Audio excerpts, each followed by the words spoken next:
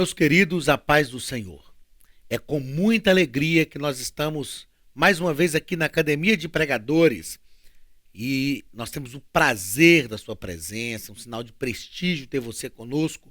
Eu sou o pastor Anderson Silva e nós vamos para a nossa aula da última lição desse trimestre, desse segundo trimestre de 2017. Estudamos durante todo esse trimestre, tratamos sobre o caráter do cristão moldado pela palavra de Deus e provado como ouro, onde o pastor Elinaldo Renovato nos falou na primeira lição sobre o que é o caráter, o que é a personalidade, que todos têm caráter, bom ou mal, mas tem. Ele trouxe-nos aí 11 exemplos, na verdade, bíblicos, de personagens bíblicos que tiveram bom caráter, que foi um caráter moldado pela vontade do Senhor, para que isso sirva de exemplo para todos nós. E nesta última lição, o pastor Elinaldo Renovato, nosso comentarista desse segundo trimestre de 2017, nos apresenta Jesus Cristo, o modelo supremo de caráter. Sem dúvida nenhuma, Jesus é o modelo supremo em todas as coisas. Jesus é o nosso referencial de humanidade, de cristianismo, referencial de adoração, referencial também de caráter. Então a nossa lição dessa nossa aula é a lição de número 13 do dia 25 de junho de 2017, a última lição do trimestre. O título é Jesus Cristo, o modelo supremo de caráter.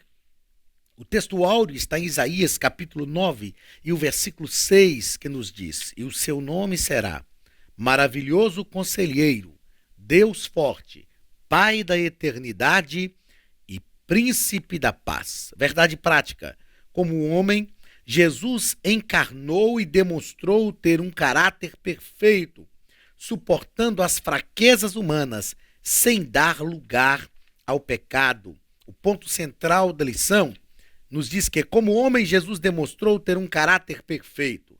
O objetivo geral da nossa lição é mostrar que Jesus encarnou e demonstrou ter um caráter perfeito. Objetivos específicos: primeiro, apresentar Jesus de Nazaré como filho do homem. Segundo, apontar o ministério e caráter supremo de Jesus.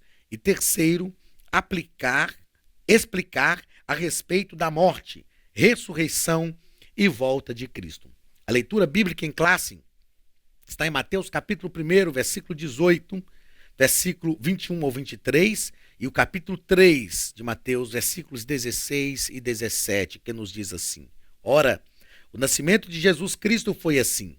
Estando Maria, sua mãe, desposada com José, antes de se ajuntarem, achou-se ter concebido do Espírito Santo.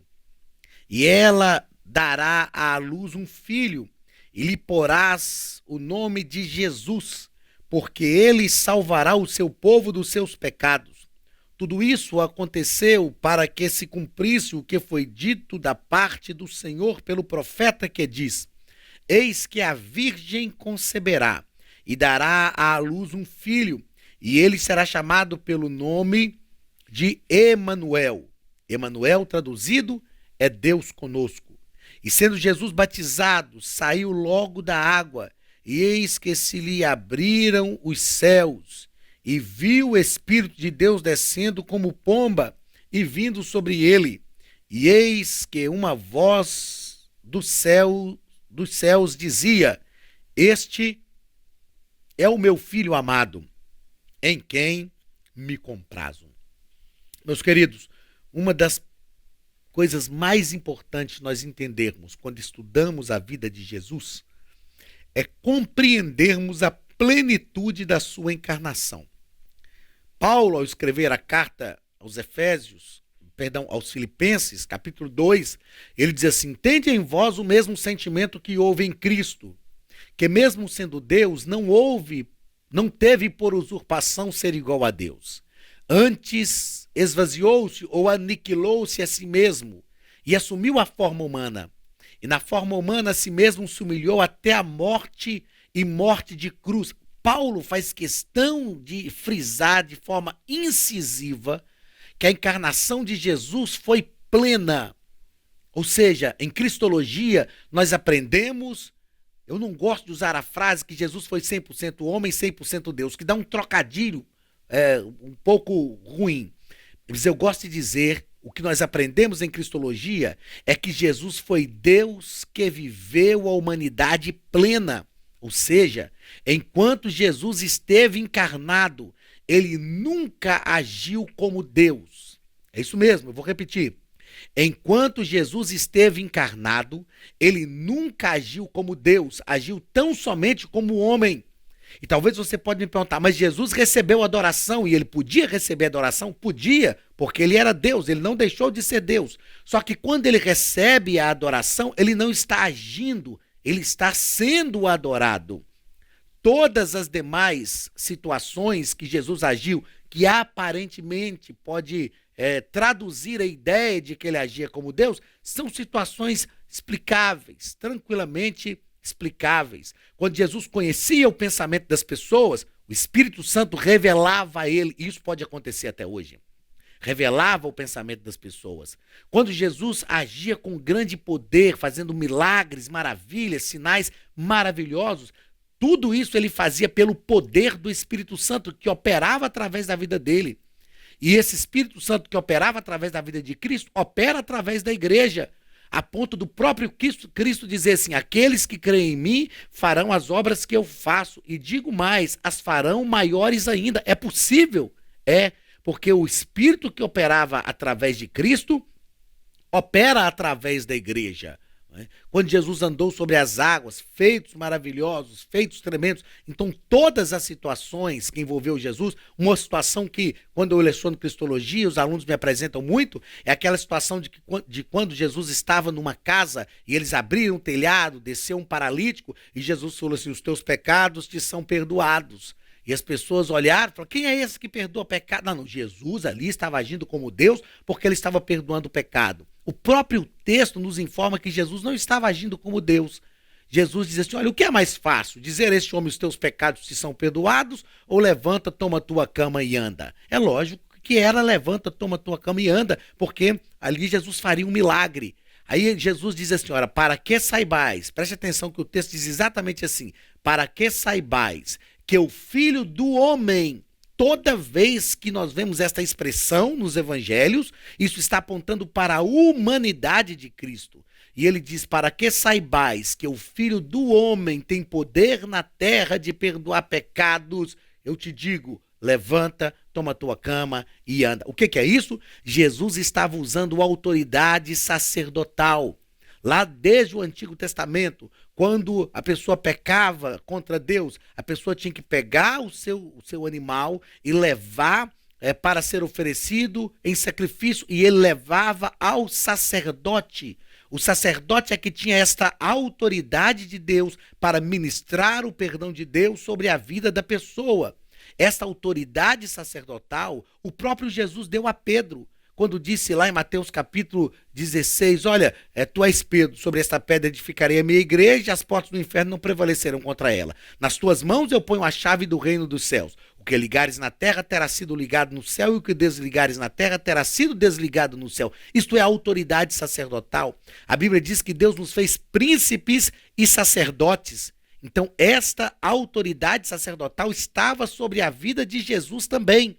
E o ministério de Jesus foi um ministério de rei, profeta e sacerdote. Então, quando Jesus ministra o perdão de Deus sobre a vida daquele homem, ele estava agindo também como homem. Um homem que tinha a autoridade de Deus ali para ministrar o perdão dos pecados, agindo com uma função sacerdotal. Então, é preciso entendermos muito bem isso. Todas as vezes que pensarmos em Cristo encarnado, ele não deixou de ser Deus, foi o que Paulo diz em Filipenses capítulo 2. Mesmo sendo Deus, ou seja, não deixou de ser Deus, não teve por usurpação. Usurpar é tomar aquilo que não me pertence por direito. Então ele não teve por usurpação o ser igual a Deus, ou seja, ele não agiu como Deus em situação nenhuma. Partindo deste pressuposto, partindo deste princípio, aí sim nós conseguimos pensar no caráter de Jesus. Até porque, quando o pastor Elinaldo Renovato nos propõe aqui estudar Jesus Cristo como modelo supremo de caráter, nós temos que pensar num caráter humano e não num caráter divino.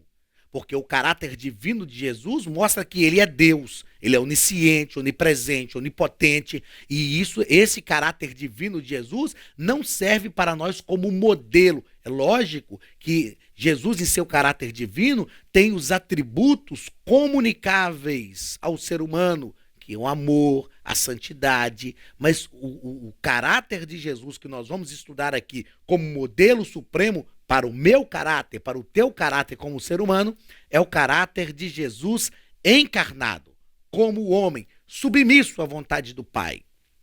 Isso não foi porque o Pai lhe obrigou, é porque ele também era Deus e ele se deu o direito de se submeter.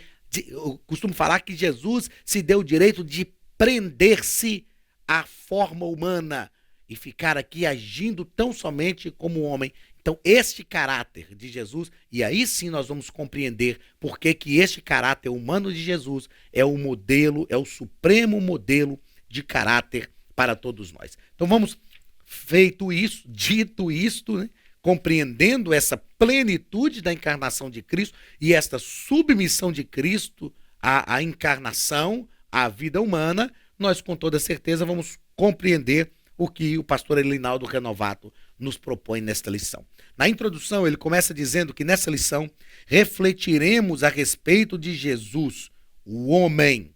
Não se esqueça, o homem de caráter perfeito. Por que Jesus foi perfeito como homem? Eu sei que muitas pessoas responderiam o seguinte, porque ele também era Deus. Não, essa não é a resposta. Porque senão nós temos que aceitar que o caráter divino de Jesus foi que fez ele ser um homem perfeito. Não. Jesus foi perfeito como homem porque ele viveu inteiramente submisso à vontade do Pai. Nós vemos Jesus sempre orando, nós vemos Jesus sempre buscando a presença do Pai, vemos Jesus se submetendo à vontade de Deus, fazendo aquilo que era a vontade de Deus para a sua vida. Então, por que Jesus teve um caráter perfeito como homem? Porque ele se submeteu inteiramente à vontade do Pai. É possível você, como seres humanos, termos um caráter perfeito como o de Cristo? Não. Cristo é o nosso modelo e nós estamos na busca dessa perfeição. E a Bíblia diz que nós seremos perfeitos quando formos transformados. Então por que Jesus é o nosso modelo? Na verdade, Jesus é o segundo Adão. Aí se nós analisarmos Jesus e Adão, nós vamos ver que eles são parelhos, eles estão em pé de igualdade. Mas Jesus não nasceu de um relacionamento entre um homem e uma mulher. Ele nasceu porque o Espírito gerou Jesus no ventre de Maria. Mas Adão também não nasceu do relacionamento entre um homem e uma mulher. O Espírito, o Senhor, o próprio Deus criou Adão. Mas Adão não foi gerado no ventre de Maria. Adão foi criado do pó da terra. Se nós pensarmos essa questão filosófica e pensarmos que Maria, como ser humano, veio do pó da terra e Jesus é gerado no ventre de Maria, Deus usou o mesmo princípio. Criou Adão do pó da terra, gerou Jesus no ventre de Maria. A Bíblia diz que Jesus criou Adão do pó da terra, que Deus criou Adão do pó da terra e soprou nas suas narinas o fôlego de vida, e ele se tornou alma vivente. Aquele fôlego de vida foi o Espírito de Deus, ruá, do hebraico, do grego, o Espírito de Deus que entrou no homem e o fez alma vivente. O Espírito de Deus entrou no ventre de Maria e gerou Jesus. Então foram só ações diferentes, mas tomando como ponto de partida o mesmo princípio. Em Adão ele toma do pó da terra, em Jesus ele gera no ventre de Maria, que era também ser humano formado do pó da terra. Então Jesus e Adão são parelhos. Qual é a diferença? É que Adão pecou num ambiente em que não havia o pecado. Jesus não pecou num ambiente permeado pelo pecado. É por isso que Paulo fala que Jesus é o segundo Adão. Paulo fala que Jesus é o Adão perfeito. Eu faço questão de repetir isso porque isso é muito importante para nós entendermos a plenitude da encarnação de Cristo. Adão pecou num ambiente onde não havia o pecado. E ele foi criado por Deus, assim como Jesus foi gerado por Deus no ventre de Maria. Então Adão pecou num ambiente onde não havia pecado. Jesus não pecou num ambiente permeado pelo pecado. Então, toda vez que nós pensarmos na encarnação de Cristo, na humanidade de Cristo, nós não podemos comparar a humanidade de Cristo com a nossa humanidade, porque nós já nascemos numa humanidade degradada pelo pecado. Nós temos que comparar a humanidade de Cristo com a humanidade de Adão. E aí nós vamos entender o que Paulo diz, que assim como por um homem entrou o pecado no mundo, por um homem também veio a redenção. Então Jesus foi perfeito como homem, submisso à vontade do Pai. Primeiro ponto, Jesus de Nazaré, o Filho do homem, a sua origem. Jesus se fez homem. Eu sei, aquelas pregações que a gente ouve, que os pregadores fazem assim uma dramatização, que Deus enviou Abraão, Abraão pecou, Deus enviou Noé, Noé pecou, Deus enviou não sei quem pecou. Parece Deus, me permita até a brincadeira, mas parece que Deus estava fazendo um test drive da salvação. Vamos ver quem vai poder salvar. Noé não pôde, Abraão não pôde, Adão não tem nada disso. Na verdade, quando diz que Deus enviou o seu Filho ao mundo, aí nós temos que aprender o que Jürgen Moltmann fala, que Deus é um Deus trinitário. Jesus veio. Não tem aquele negócio que Deus virou-se para o filho e diz, meu filho, não tem jeito, é você que tem que ir. E parece que Jesus vem contrariado, contra a vontade dele, mas fazer o quê? Né? É ele mesmo que tem que vir, os outros não deram certo. Não, não tem nada disso. Jesus é o Cordeiro morto antes da fundação do mundo. Ele se submeteu a isto. Ele se entregou, ele mesmo disse isso. Ninguém toma a minha vida, eu a dou.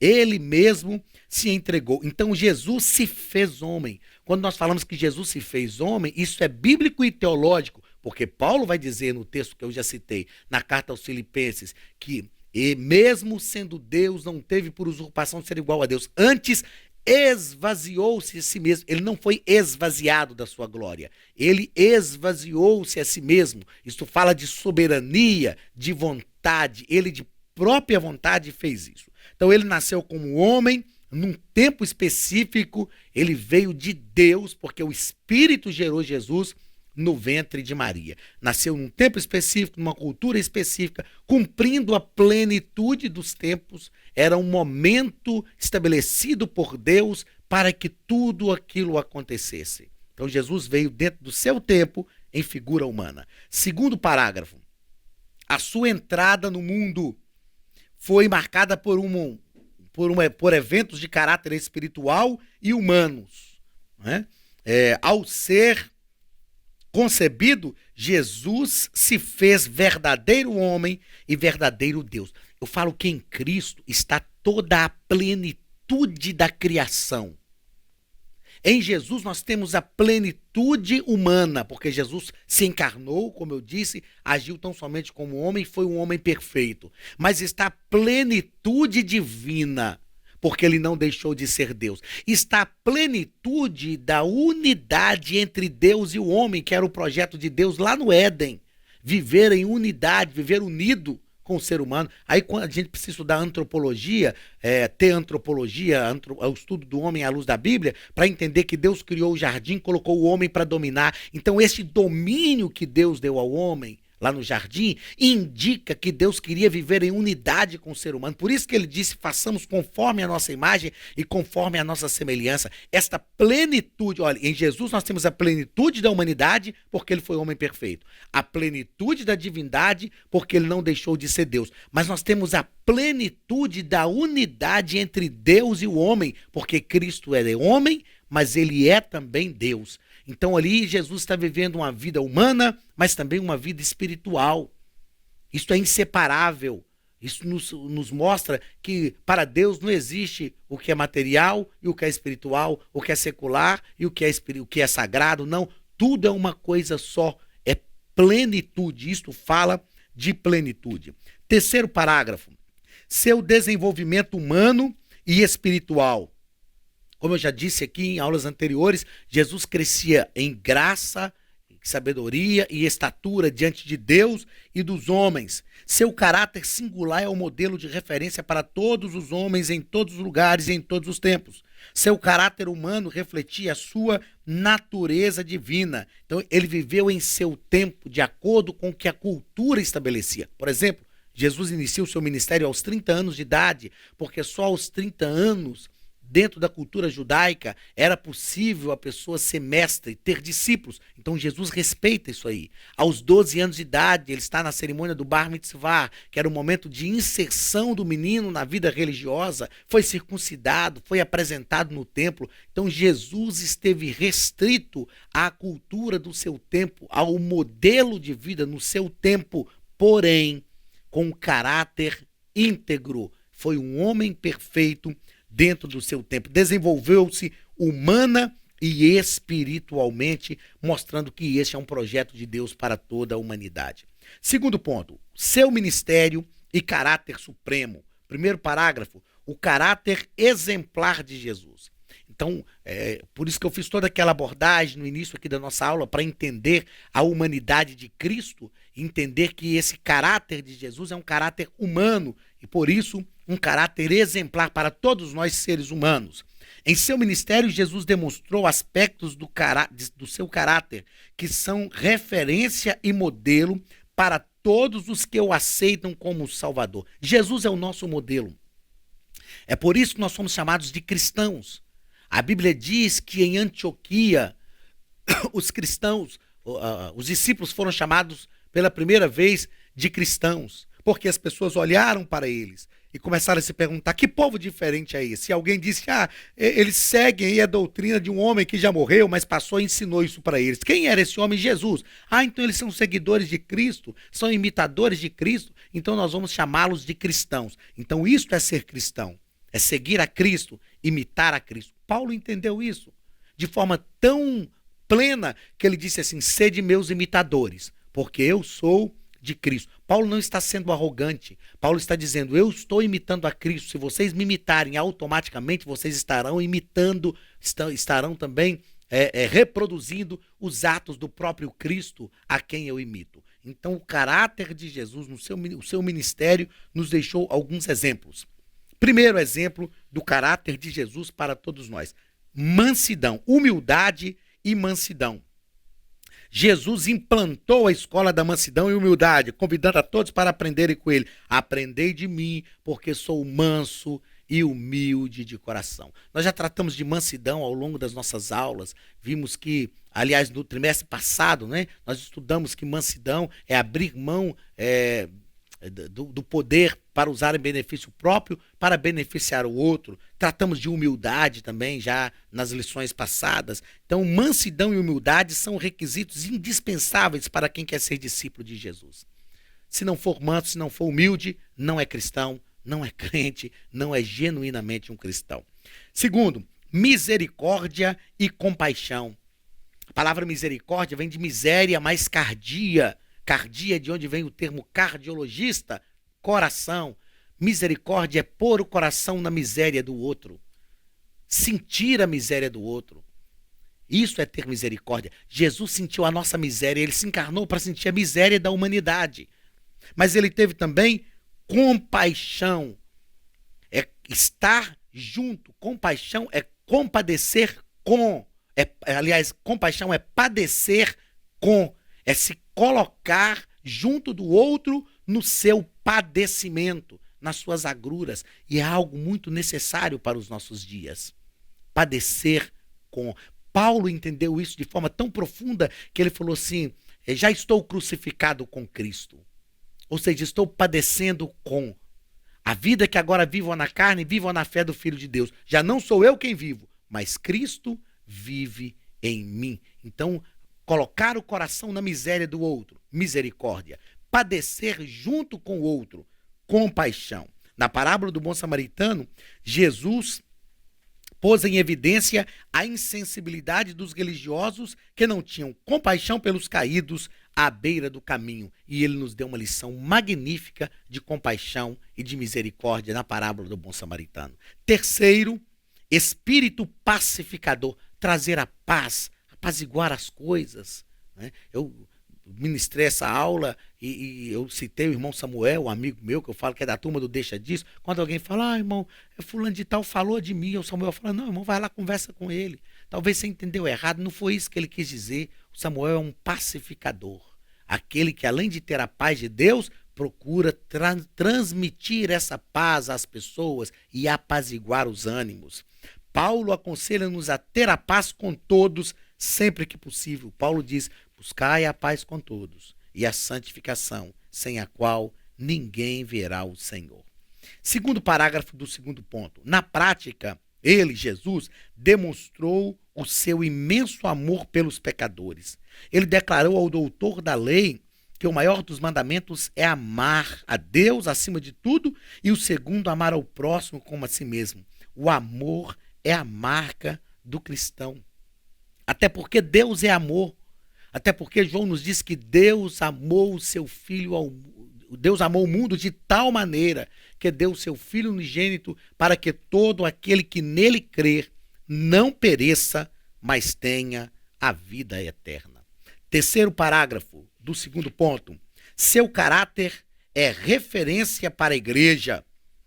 O próprio Jesus disse assim, olha, porque eu vos dei o exemplo, para que, como eu vos fiz, façais vós também. Tudo que nós precisamos no cristianismo.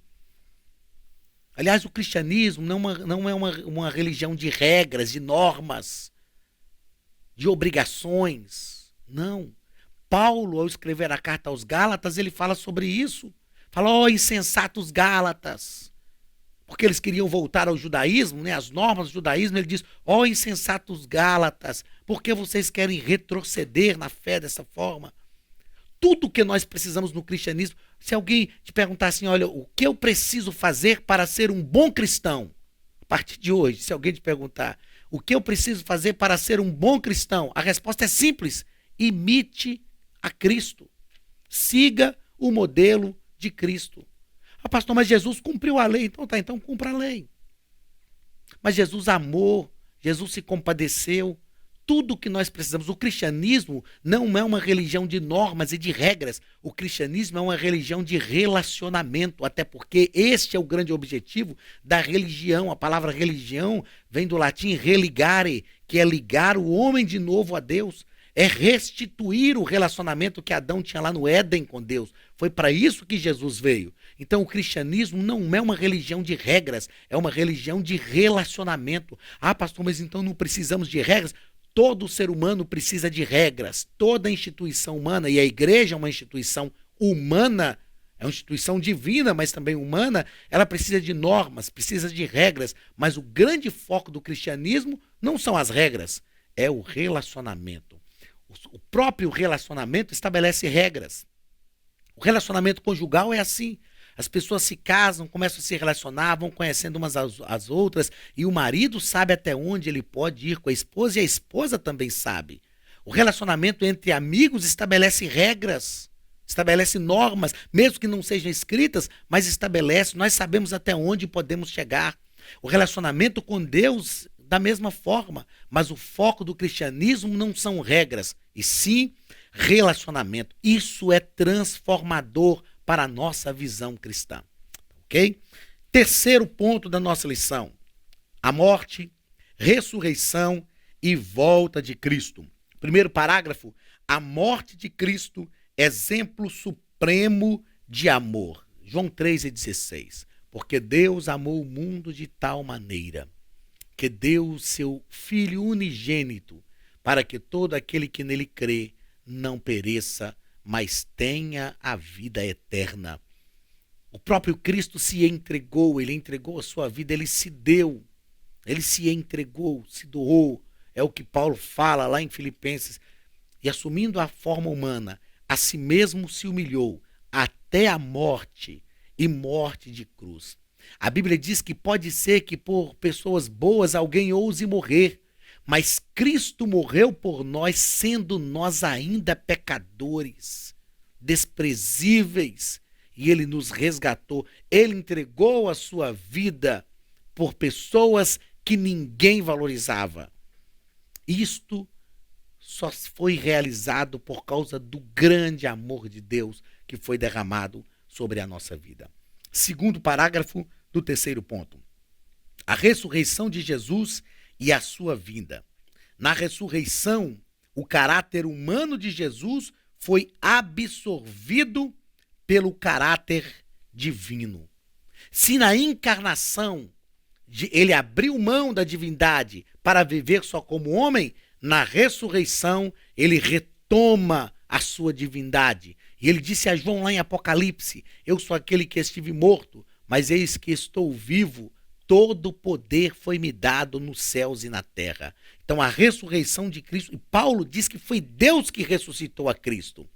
A submissão de Cristo foi tão intensa à vontade do Pai que ele esperou até mesmo a ressurreição ser uma ação do Pai. Paulo diz, da mesma forma que Deus ressuscitou a Cristo, olha o modelo, ele também ressuscitará os nossos corpos mortais. Mas a ressurreição faz com que ele retome a sua divindade, retome todo o poder da sua glória e esteja sentado à direita do Pai.